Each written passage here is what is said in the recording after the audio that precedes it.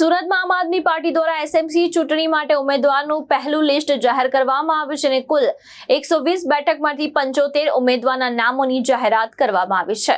સુરતમાં આમ આદમી પાર્ટીએ મ્યુનિસિપલ કોર્પોરેશન ચૂંટણી માટે ઉમેદવારોની પ્રથમ યાદી જાહેર કરી છે। આ યાદીમાં કુલ 120માંથી 75 ઉમેદવારોને સ્થાન આપવામાં આવ્યું છે।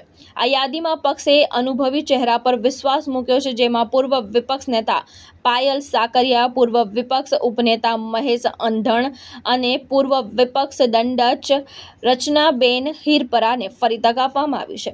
આ સાથે પક્ષે ચૂંટણી માટે મજબૂત ટીમ ઊભી કરવાની કોશિશ કરી છે।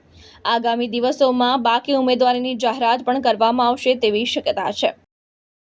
નમસ્કાર, આજે આપ સૌને જણાવતા આનંદ થાય છે કે આમ આદમી પાર્ટી ગુજરાતની અંદર આ સ્થાનિક સ્વરાજની ચૂંટણીમાં મજબૂતીથી તમામ સીટો ઉપર પોતાના ઉમેદવારો ઉતારવા જઈ રહી છે। અને જ્યારે સ્થાનિક સ્વરાજની ચૂંટણીની વાત હોય ત્યારે સુરત મહાનગરપાલિકા એ હંમેશાથી ગુજરાતની અંદર ભારતીય જનતા પાર્ટીના કાન આંબળવાનું અને આંગળી ચીંધવાનું કામ કર્યું છે। આજે અમે સુરત મહાનગરપાલિકા માટે અલગ અલગ વોર્ડની અંદર અલગ અલગ સીટો ઉપર 75 જેટલા ઉમેદવારોની પહેલી યાદી જાહેર કરવા જઈ રહ્યા છે।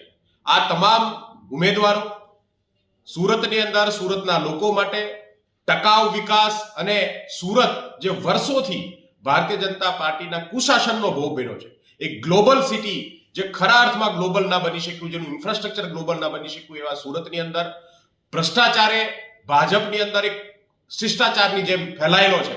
ત્યારે આમ આદમી પાર્ટી સુરતની જનતા માટે એક સારા વિકલ્પ બનીને ઉભરી છે।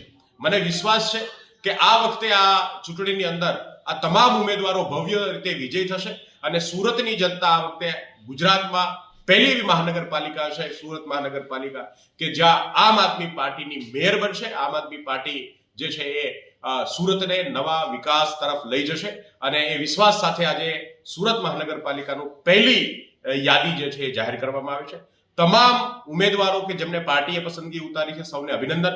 સુરતના તમામ નિષ્ઠાવાન કાર્યકર્તાઓને અભિનંદન। છેલ્લા ઘણા સમયથી સુરતની અંદર સતત લોકો સુધી જઈ અને સંદેશ આપવાનું કામ કર્યું છે। તમામ સાથીઓને અભિનંદન અને તમામ ઉમેદવારોને જીત માટેની અગ્રિમ શુભેચ્છાઓ।